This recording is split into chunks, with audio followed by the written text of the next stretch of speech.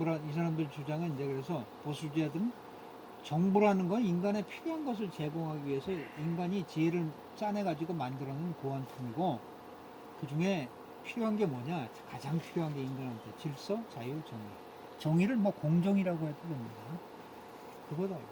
그래서 국가의 가장 중요한 기능은 법 안에서 개인의 자유를 신장시키는 거라고 딱 박혀있어. 개인의 자유. 응? 무슨 뭐 집단의 자유가 아니고 무슨 촛불의 자유가 아니고 개인의 자유고. 그래서 모호하게 무슨 대중이라든가 근로계급 촛불이라는 건 내가 뭐 쓴 말이지만 이런 사람들의 권리 어쩌고 저쩌고 하는 거 이런 거 굉장히 경계를 해야 된다. 그 다음 봅시다. 그래서 이제 현명한 정부는 와이즈 가버먼트는 두 가지 원리에 의해서 가동되어야 진정으로 개인성을 존중할 수 있다고 했습니다. 그 개인성을 존중하는 정부가 될 수 있다 그랬는데 하나는 뭐냐면 사람이 능력이 다 다르기 때문에 능력이 출중하고 퍼스널리티가 기가 막힌 사람들이 있어요. 어? 뭐 백모도 그 중에 뭐 한쪽 면이지만 하여튼 그런 사람들이 있단 말이야. 그런 사람들은 그 능력을 개발하고 펼칠 수 있고 그 능력대로 보상받을 수 있는 그 권리를 보장해 줘라 이거. 그 대신 많은 사람들은 그냥 보통 사람들이야. 그 능력이 출중하지도 않고 난 그렇게 뭐 특별하게 살고 싶지도 않아. 그렇게 원하지 않는 사람들이 그러면 그런 사람들은 나름대로 또 그 사람들을 인생을 즐기고 또 그 사람들 해야 될 의무를 다하고 그렇다고 해서 출중한 사람들에 의해서 억압당하지도 않고 그냥 평범하게 즐기면서 살 수 있는 그 권리를 보장을 해주는 정부가 이 개인성을 존중해주는 정부입니다. 회장님, 네. 우리가 주의할 거는 저게 번역이 잘 됐는지 평범하게 살 수 있는 권리를 보장해 줘서 그거 아주 절대적으로 옳은 얘기야.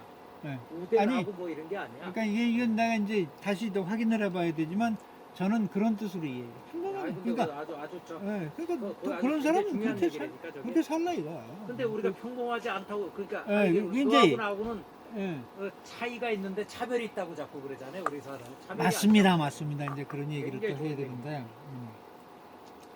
그리고 인간 본성에는 아나키즘적인 본능이 있대. 이건 뭐냐면 정보고 지랄이고 뭐고 그냥 내가 하고 싶은 대로 내가 법이고 내가 그냥 다 국가고 뭐고 다 이런 본능이 있다는 거예요.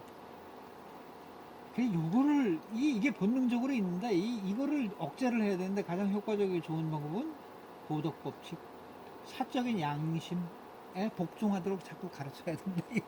예? 예, 교육시켜야 된다. 근데 이제 전체주의자들은 이거를 경찰력을 동원합니다. 중공처럼 공안들이 뭐 이렇게 핸드폰도 뭐 뺏어가지고 야 이거 너무 불순한 거 안 봤어? 뭐 이런 게 이러면 안 되는 거예요. 예. 그래서 뭐 여기 이제 이기심을 제한하는 방법 이제 부러움이라고 그랬는데 이게 질투라고 해야 될지 엔비가 질투입니까? 부러움입니까? 부러움입니까? 원하다니까. 그러니까 이 대중으로 이게 이런 게 이제 자꾸 생기니까 이제 그 다른 거를 자꾸 차별한다고 하고 그런데 이런 걸 이제 없애는 방법이 대중으로 하여금 능력이 출중한 사람은 그 나름대로 누릴 권리가 있고 보통 능력 가진 사람이 역시 그 나름대로 권리를 누릴 수 있는 자격이 있다. 이거를 계속 교육을 시켜야 되고 이걸 뭐 무슨 빗들어 가지고 사회적인 정의에 어긋난다고 어쩌고 이런 거 굉장히 경계하라는 거예요. 그러니까 요새 우리 그 버스 타다 보면 말이야 무슨 사회적 기업 무슨 광고 이런 거 사회적 아니 기업은 기업이지 무슨 놈의 기업이 무슨 사회적 기업이야 그 개소리지 그게 이런 굉장히 모호한 그리고 이 사람들이 소셜 저스티스라는 말을 잘 쓰는데 사회적인 양심이라는 걸 많이 쓰는데 이건 되게 정상적인 사회에서 잘 일어날 수 있고 능력에 차등이 있고 하는 이런 거 자체를 부인하기 위해서 쓰는 말이라고. 그 다음에 또 당연히 있어야 될 경쟁 같은 거를 없애기 위해서 쓰는 말이에요. 이게 이제 소셜 저스티스 이런 요소를 많이 들어오는 거예요. 그 다음 경쟁이 없다면 목적을 달성할. 이 진정한 정의를 실현할 수가 없다는 거예요. 경쟁이 없으면. 왜냐면 경쟁이 없이 똑같이 다 일을 10개 한 놈이나 2개 한 놈이나 하나도 안 한 놈이 똑같이 그럼 이 정의 실현이 안 되는 거예요. 정의의 목적이라는 건 자기가 행한 대로 보상을 받는 게 정의인데 이 보수주의자들의 이 시각에서는 달성할 수 없는 거죠. 예, 그 다음에 이제 이 맹목적인 게 이제 우리가 인간이 다 악한 면이 상당히 있기 때문에 맹목적인 개인주의가 있을 수 있는데 이거는 이제 사적인 양심이나 이제 헌법 이런 거에서 법에 의해서 통제를 해야 되고 이 기능을 국가가 직접 감시하게 하면 안 된다. 그러니까 지금 우리나라에서 벌어지는 게 민식이법 같은 거 있죠.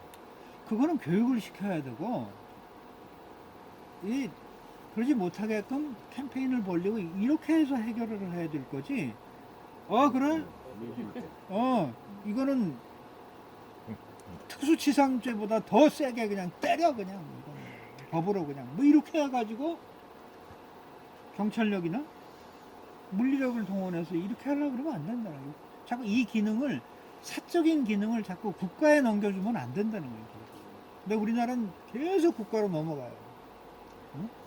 그러니까 하나 또 여담이지만 아니 사실은 이게 수술을 할 때요 의사들이 중요한 수술은 이 담당 의사가 물론 가서 합니다. 근데 배 열고 이런 거 같은 거는 사실 조수들이 하거든. 그래야 또 트레이닝도 되고. 정말 중요한 수술 같은 거는 진짜 이제 집도의 주치의가 해요. 근데 이제 그거를 이제 처음부터 안 왔다 해가지고 그러면 그것도 사실 이제 디베이트 할 저기가 많은데 그러면 이거를 주치의가 그냥 집도를 처음부터 하라든가 아니면 이게 그럴 필요까지는 없다든가 이게 이제 이성적으로 논쟁이 붙어야 되는데 그게 아니야. 딱 따블당 국회의원이나 이재명이가 그래?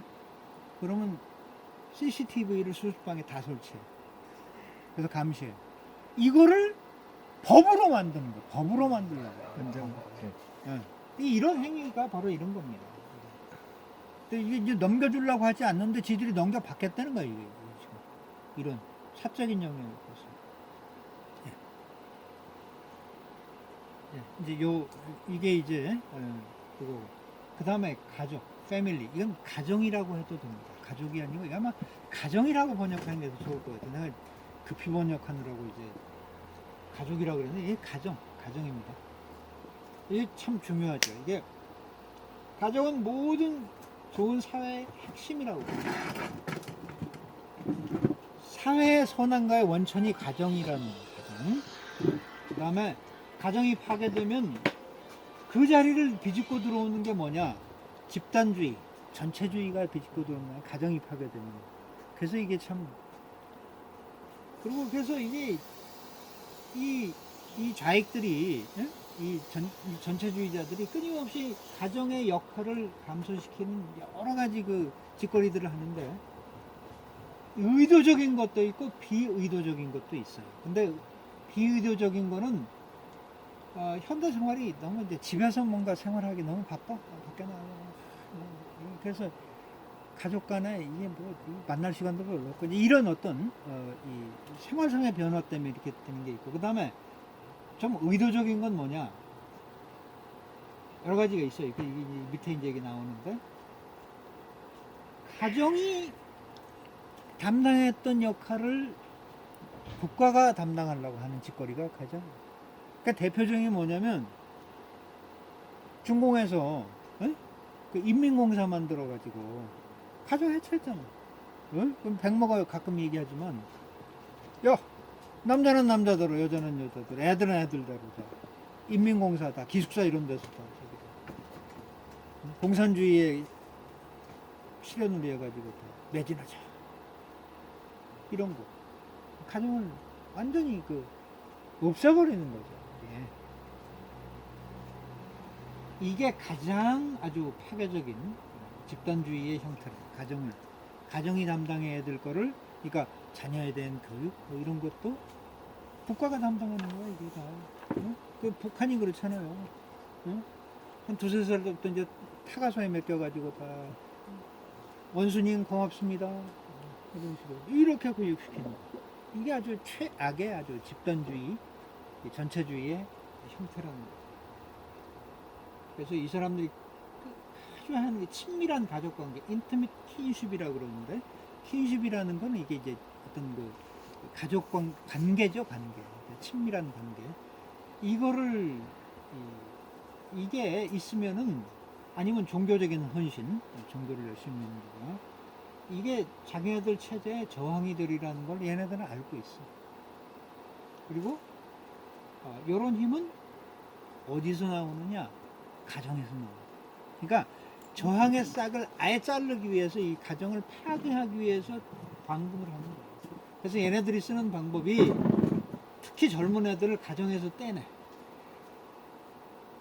그래서 가족 구성원의 스피릿을 가족 관계에서 분리시켜. 요거는 그냥 이해하시겠죠? 스피릿을. 이 영적 분리에는 여러 가지 방법이 동원이 되는데, 공통적인 거는 가정을 원자화, 이게 그냥 그 하나하나 찢어버리는 거야, 가족 구성원들을. 응? 엄마는 엄마, 아빠는 아빠, 아들은 아들, 딸은 딸, 이런 식으로. 방법이 뭐가 있느냐? 염탐. 아, 이게 안 되는 부모, 뭐, 보고. 그 다음에 밀고, 그 이상한 짓거리 하면. 그 다음에 가정의 일반적 기반을 약화시켜요. 그 다음에 가정 내에서 구현된 사회적 역할이 있어요. 이거를 새롭고 매력적인 정치적인 역할로 대체시키는 이런 역할, 이런 짓거리더라고요. 자, 그 다음에 사람들 사이에 끼어있는 조직들이 있잖아요, 사람들. 자기가 가담하고 있는 조직, 이런 거를 이제 원자화시키고, 결국은 사람들을 생각도 없고, 혼도 없고, 전통에서부터 단절된 그냥 때로 만들어버려. 그게 이 사람들의 목적이에요. 가정을 파괴해가지고. 그래서 이 전체주의자들이 이런 방법을 쓰는 거예요. 그래서 전체주의자들이 자기네들의 어떤 아젠다를 실현하기 위해서 반드시 필요한 게 가정 이런 걸 파괴해가지고 영적, 문화적인 백흉, 진공 상태를 만든 거예요. 아무것도 없이 그냥. 거기에다가 이제 이 국가에서 원하는 아젠다를 주입해가지고 세뇌시키고 또 왜곡하고 그러는 거죠. 그래서 이제 뭐 이게 뭐 반복이 되는 얘기지만 애를 부모에서 분리시키고 예?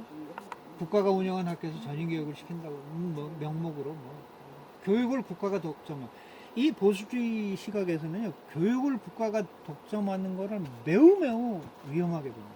매우 위험해. 그 다음에 이제 동시에 부모의 권리나 부모의 어떤 인텔리전스 있죠? 우리가 옛날부터 알아온 이런 거를 경멸하도록 자꾸 교육을 시킨다. 그 다음에 계속 청소년 단체를 만들어가지고 여가 시간을 집에서 못 보내게. 그러니까, 그 소년단, 공산주의 국가 소년단, 이런 거 계속 거기서 교육시키고. 그 다음에 또 하나 방법은, 이게 또 몰수 수준의 상속세나 어마어마한 소득세를 때려가지고 가족의 재산을 상속을 못하게 해요. 그래가지고 그게 끊어지게 만들어요. 그 다음에 이것도 참 입법이나 이게 법을 만들거나 이제 선전 매체를 통해서 상당히 계획적으로 이혼을 부추겨요. 그 다음에 성적인 자유를 섹슈얼 프리덤, 내키는 대로 해, 아무나하고 해도 괜찮아, 이런. 우리나라 현실이네. 예, 그렇지. 이게 지금 70년 전에 나온 책이에요. 70년 전에. 딴 나라도 다 저런 거 아니에요? 좀 비슷하죠. 그러니까 여성의 탈사유화라는 게 나 이게 정확히 무슨 말인지 잘 모르겠어요. 그러니까 한 사람만의 예, 아마 그런 것 같아요. 그러니까 프라이버티제이션이라는 게 이제 사유화라는 뜻이거든. 근데 D가 붙으면 DE가 붙으면 떼어낸다는 뜻입니다. 그러니까 이제 뭐 그냥 한 남자에게 이거를 종속되지 한 남자만 뭐 이렇게 하는 게 아니고 그럼 꼭 무슨 일부 정서만 해야 돼? 자유야. 이런 거를 자꾸 부추긴다는 거예요. 그 다음에 가정 내 애정의 결속력을 악화시키고 그러면서 결국은 전체주의에 대한 마지막 방어막이 가정인데 요거를 이제 제거합니다. PC 잡. 예. 네, 그 다음 이제 가정의 호복이 절실하다. 그래서 예로부터 내려온 제거의 성능을 줘야 된다. 이거 다음 봅시다. 네, 뭐 이건 넘어갑시다.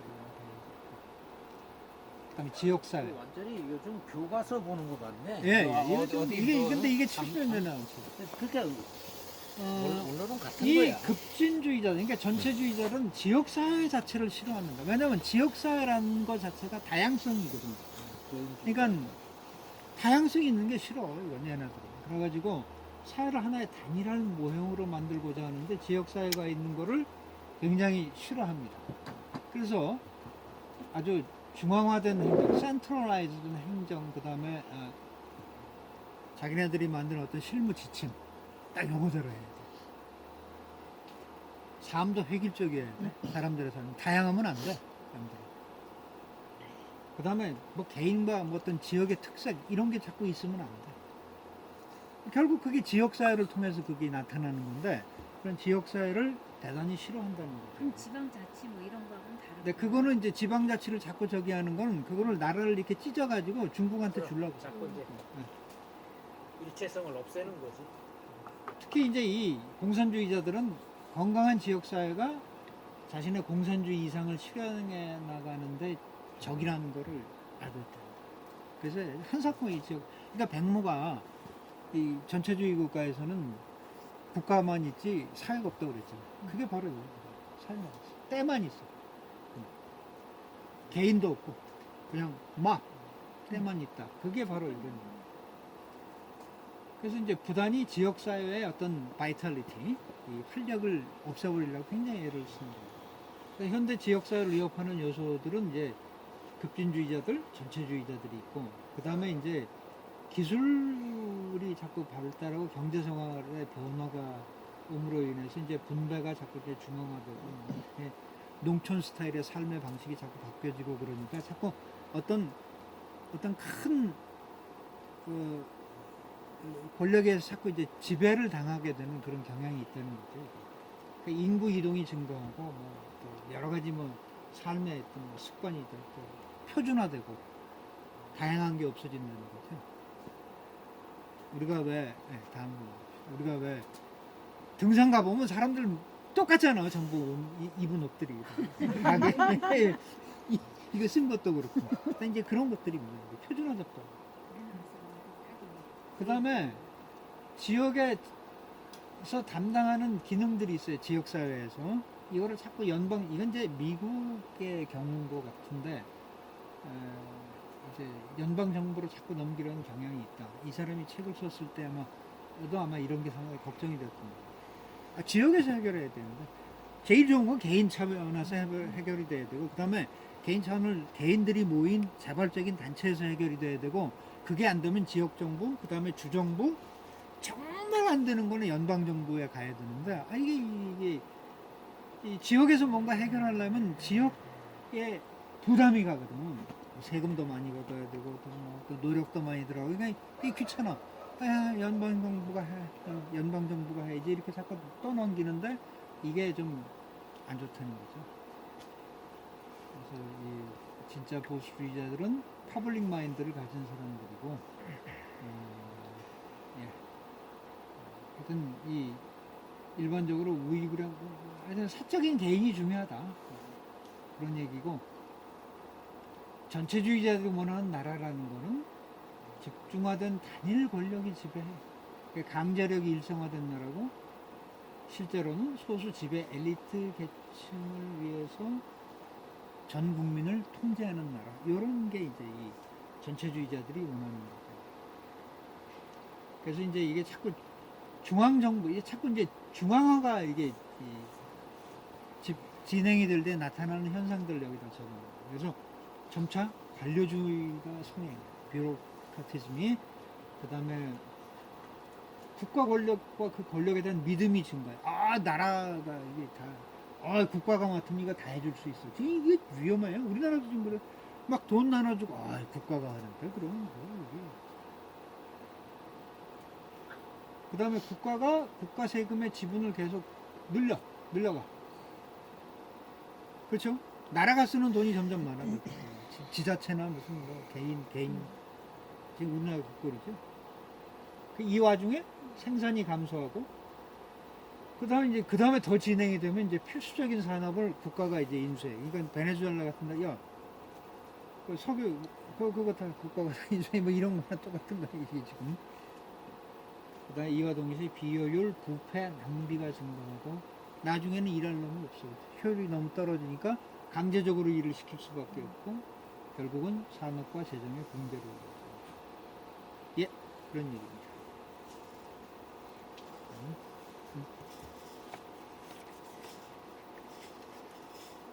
이러면서 중앙 권력이 비대해질수록 이에 비례해가지고 문화와 도덕성의 와해가 나타납니다.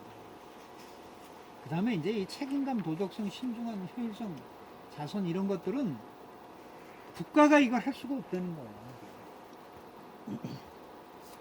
그런 것 같아요. 국가가 이걸 못해. 개인적인 차원에서 그 다음에 또 챕터가 바뀌었습니다. 이 공정한 정부가 뭐냐, 보수주의자가 보는. 그래서 이게 토마스 제퍼슨이 정부는 필요악이라고 그랬어요. 아까 이제 대충 얘기를 했는데, 이 미국의 연방정부의 예를 들었습니다. 그래서 이 러셀 코크는 미국의 정부 형태나 미국의 헌법에 대해서 대단히 그 프라이드를 가지고 있는 사람이에요, 보니까. 그래서 이 헌법이라는 건 그 각자 나라의 역사의 산물이라. 근데 미국의 헌법이라는 게 150년 이상의 영국의 이제 식민지 통치를 경험했는데, 그거의 경험 플러스 거기다 이제 영국의 600년 이상 된 영국의 어떤 경험이 헌법에 녹아있다. 그 다음에 여기에는 기독교 문명과 고전 문명의 영향이 바로 그 베이스에 있다. 기반을 이루고 있다. 그래서 도덕성, 이게 백모가 이것도 좀 했던 얘기입니다. 이게. 근데 여기 책에 나와 있더라고요. 이 유대인들이 도덕성에 대한 어떤 유대인들의 견해, 이게 굉장히 영향을 미쳤고요. 그 다음에 로마 시대 때 로마인들이 법에 대한 견해, 그 다음에 이제 인간의 존엄성에 대한 기독교적인 개념, 그러니까 하나님 앞에 단독자라는 개념, 이런 것들이 이제 이 헌법에 녹아 있다 이거죠. 그래서 이제 이 사람 얘기는 공정한 정부의 가장 성공적인 사람은 영국과 미국이라고 딱 못을 박고 있어요. 그것도 맞는 것 같아요. 그래서 이제 이거 이제 이 공정한 정부를 구성하는 두 가지 아주 중심적인 사고가 이거다. 인간 대부분의 삶의 영역에서 스스로 결정할 수 있는 천부적인 권리가 있다. 그래서 정부의 권력은 굉장히 엄밀하게 규정되고 제한이 돼야 된다. 그 다음 사적 권리를 보장해 줘야 되고, 그 다음 또 사유재산, 이것도 좀 중요한 거니까 이것 좀 얘기를 해야 돼. 아까 우리 저 하이에크 강의를 하실 때 뭐 또 나왔던 얘기지만요, 이 가장 해로운 해악을 끼친 슬로건이, 정치 슬로건이 뭐냐, 인권하고 재산권이 마치 상충하는 것처럼 자꾸 호도하는 거예요. 사람이 가진 것 때문에 뭐 죄악이 생기고, 이게 아주 개소리라는 거예요. 개소리 중에 개소리라는 거예요. 그래서 재산권이라는 거 뭐냐, right to property라고 그러는데, 이거는 재산을 획득 소유하는 권리입니다. 근데 재산권이 권리 중에 가장 중요한 인권에 속한다고 얘기를 하고 있고요. 그래서 이게 영미에서 제일 이게 잘 보장이 돼 있고, 이 미국이라는 나라를 만드는 게, 이거 뭐 어렵게 썼지만요, 이게 미국이 저 독립전쟁 일으킬 때 뭐라고 그랬어요? 아니, 대표 없는 세금이 뭐 어디가 있느냐. 응? 응? 대표 없는 세금. 왜 정치적인 대표가 없는데 왜 우리한테 세금을 매겨? 이거에서부터 시작이 된 거거든, 이게. 그래서 이제 이런 개념이 대의기구의 기원이 됐고, 이제 대의정부라고 그러죠, 이제. 국민의 뜻을 받들어서 구성한 정부들. 이게 기원이 됐던 거예요. 그래서 이제 미국 독립전쟁 당시에 미국 사람들이 대부분 동의하는 기본권이 있었는데, 생명에 대한 권리, 자유에 대한 권리, 재산에 대한 권리. 세 가지. 근데 이 재산에 대한 권리가 부정을 당하면 나머지 이 두 가지 권리도 이거는 없어진다. 그런 얘기입니다. 필수적인 권리고요. 재산이 온전치 못하면 문명된 사회가 있을 수 없다는 거예요. 재산권이 보장이 안 돼요. 그 다음에 여가도 뭐 물질적으로 뭐 개선시킬 수 있는 이런 것도 없고 문화도 없다는 거죠. 그리고 재산권이라는 게 자기 거를 자기가 보존할 수 있는 어떤 정치적인 질서가 존재할 때만 재산이라는 것이 있을 수 있다. 그러니까 이 뭐 아나키스트적인 상태에서는 이 없지 그냥. 그러니까 힘센 놈이 뺏어가면 되고 재산이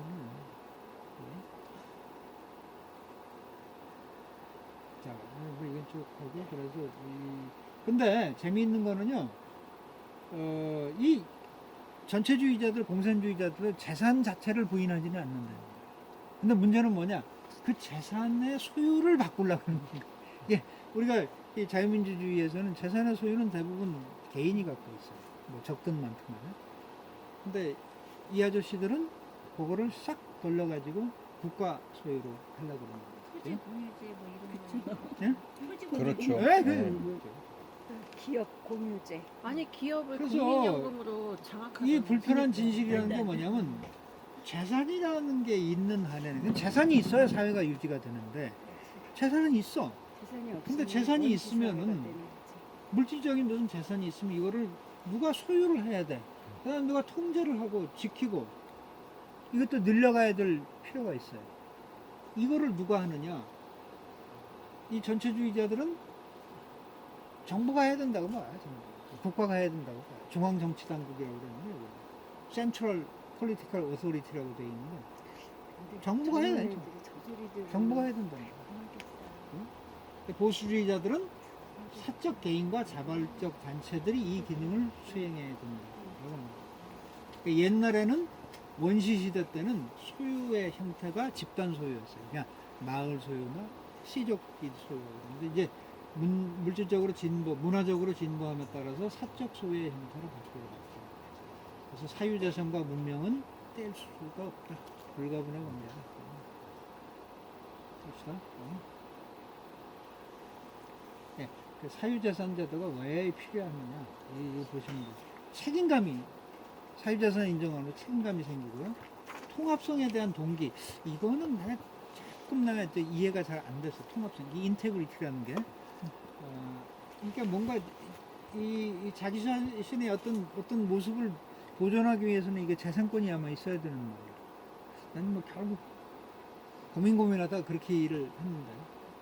그다음에 이제 이 재산이 있어야만이 사회적 종교와 문화를 지탱해줘. 그다음에 재산권이 없으면 인간은 어떤 거대한 권력의 지배당해서 맨날 힘든 일만 단순 반복하는 존재에서 벗어날 수가 없어요.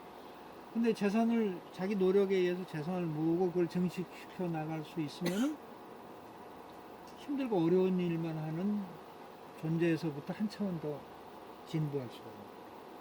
이승만 그 다음에 이제 재산이 있음으로써 생각할 수 있는 여가를 주고 재산 절제를 배울 수 있고 신중함을 배울 수 있다 이거죠. 네.